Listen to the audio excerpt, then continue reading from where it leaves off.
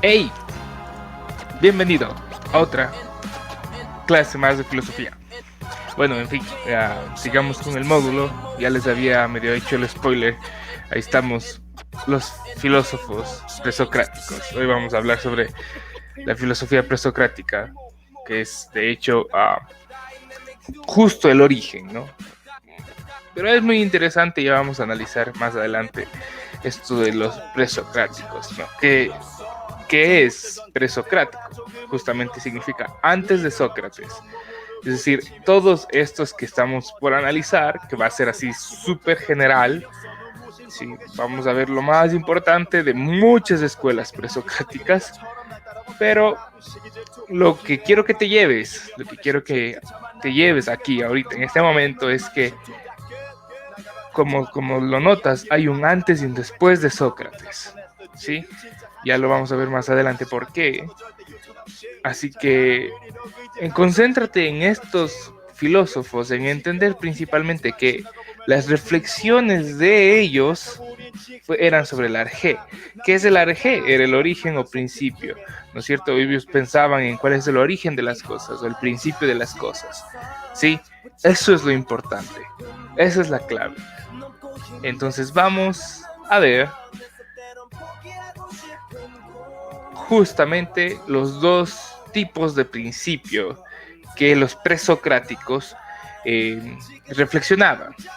El principio del ser, que es la realidad fundamental, o más o menos aquello de dónde vienen todas las cosas, ¿no?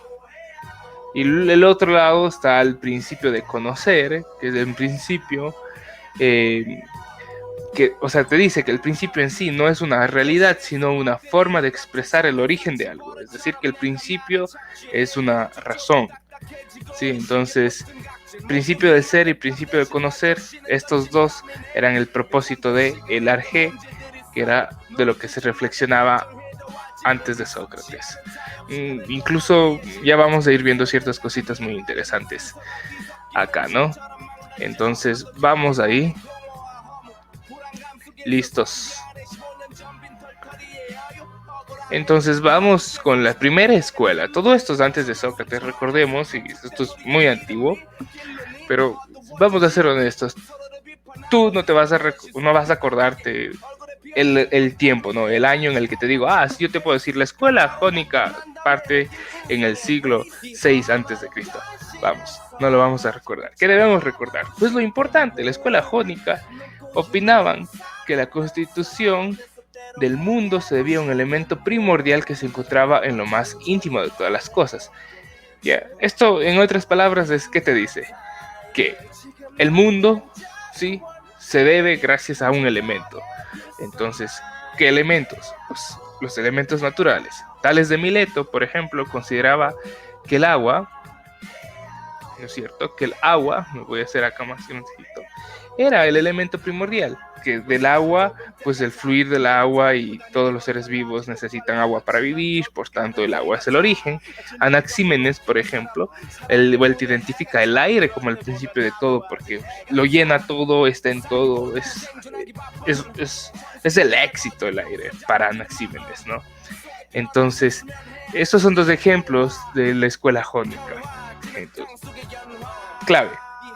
Opinaban que la constitución del mundo se debía gracias a un elemento primordial, como el agua, el fuego o el aire, ¿verdad? Luego tenemos a nuestros queridísimos, sé que ustedes aman a Pitágoras, pero ahí están los pitagóricos, y es interesante porque la escuela pitagórica era bastante religiosa, sí, entonces era una escuela súper dogmatizada. ¿Y cuál era un poco este dogma? Era hacia los números. Muy interesante esto de acá, porque para Pitágoras el elemento constitutivo de las cosas, es decir, justamente en la escuela jónica decíamos que eran los elementos del agua, el fuego, el aire. Para Pitágoras no era eso, sino era el número.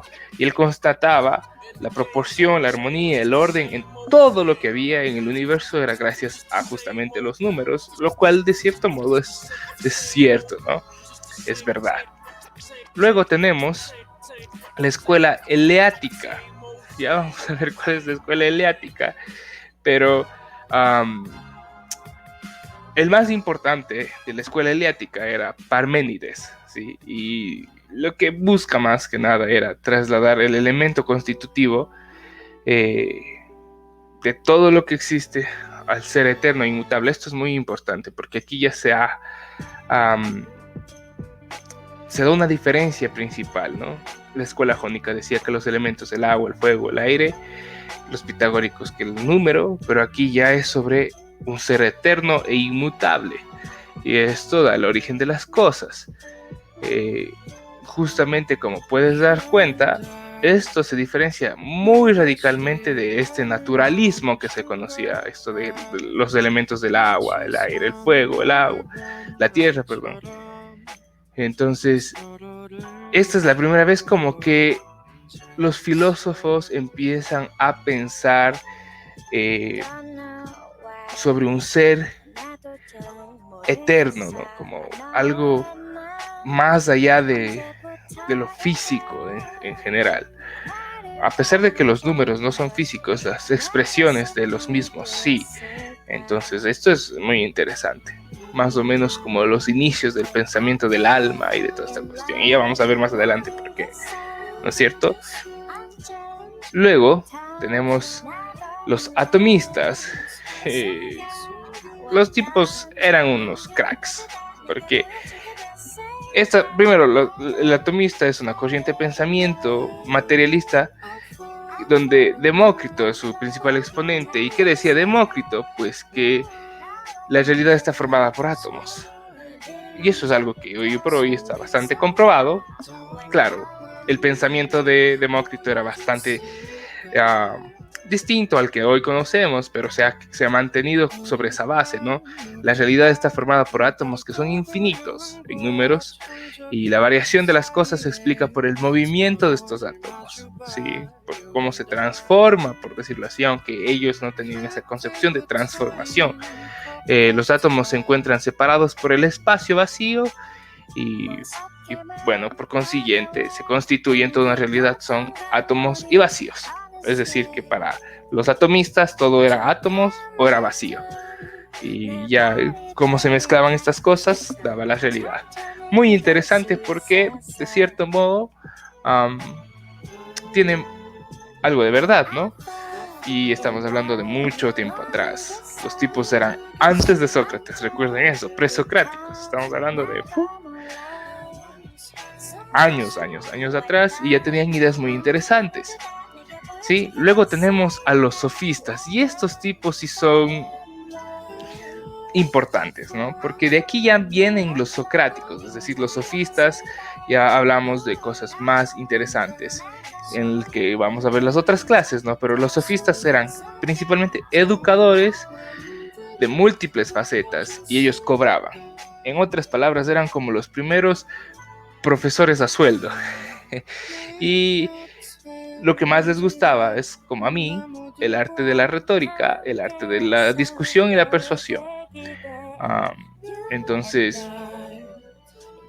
ellos fueron los principales impulsadores de lo político, por decirlo así, de esta cuestión de generarse una vida política, llegar al poder a través de la isonomía y del uso de la palabra, convencer al pueblo para que pues tus ideas sean escuchadas y aceptadas, ¿no? Los sofistas tenían una postura ética relativista. Esto es importante y en el futuro ya vamos a hablar sobre el relativismo, pero como ya dice la palabra, y estoy seguro que tú lo entiendes, es que es el relativismo, pues que eran los típicos en el que tú le decías, bueno, el azul es azul y no, todo es relativo. Relativo, podemos pensar, ¿no? Sí. Entonces, esa era un poco su postura. Y de hecho, los sofistas, eso era lo que ocupaban. Como todo era relativo, era más sencillo discutir y persuadir. ¿Sí? Y por último, tenemos a los pluralistas. ¿Sí? Y aquí hay dos principales. Este siempre me parece gracioso porque es como Empédocles, como que el man se va de fiesta y se empeda, ¿no? Entonces explica que todo un fenómeno natural procede de la mezcla de 4 elementos eternos, muy similar al pensamiento jónico, ¿no? De Tales de Mileto, sobre los elementos, y Anaxágoras, que dice que no supones un principio único, sino infinitos elementos, y que la mezcla nacen otras cosas y se transforman en otras cosas, que es similar a la visión atomista, pero desde una postura naturalista, ¿sí? Y bueno, esas son las principales escuelas presocráticas. Sí, es bastante información y este video va a estar un poco largo. Te recomiendo que lo vayas viendo suavemente y analiza cada una de las escuelas, cuál es su valor más importante, o sea, cuál fue lo que ellos cambiaron un poco en el pensamiento o distaban del uno del otro, y qué es lo que lo hace único a esa escuela. Esa es la razón. Y lo interesante es que todo esto ya llega a un punto en el que la filosofía empieza a verse más familiar, ¿sí? Por ejemplo, ya está con los átomos, eso es muy familiar, los elementos también, la política con los sofistas, ¿verdad? ¿Qué también tenemos? Pitágoras, justamente sobre el número y cómo eso genera proporción y armonía. Todo esto, de cierto modo, se conecta con la clase pasada, hablando de la ciencia. Toda esta cuestión impulsó a la ciencia. Así que, interesante. ¿Qué opinas? ¿Cuál es tu escuela favorita, presocrática, ¿no? ¿Cuál es tu escuela presocrática favorita? O sea, ¿cuál es la que más te interesó y te gustó? Y eso es lo que vas a llenar en tu diario filosófico, ¿no? Que es lo que se entregará al final. Nos vemos con esto y un bizcocho. Hasta la próxima.